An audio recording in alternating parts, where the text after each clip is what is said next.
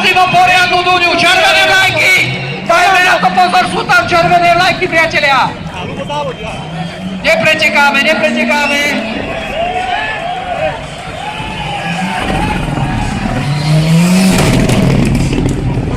Luboš nevie.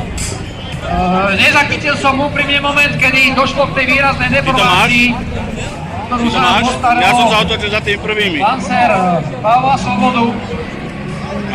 Možno páni z FTE, ak nám môžu pustiť opakovačku toho štartu a následne toho momentu na veľkoplošnú obrazovku. No priznám sa, toto mi uniklo. Malá veľkoplošná.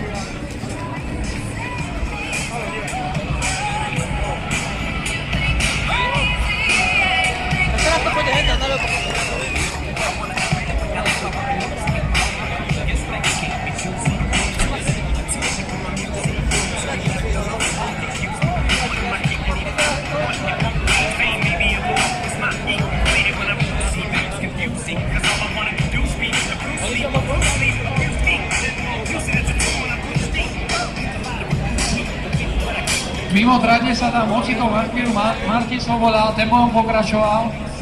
Priznám sa, nepostrel som ten moment, kedy Pavel dosť pravdepodobne intenzívne atakoval tú bariéru. Toto sú práve, priatelia, tie momenty, prečo vás niekoľkokrát aj počas dnešného dňa vyzývame, aby ste nestáli v blízkosti týchto bariér. Tieto naše výzvy sú platné, jak stierače ponorke evidentne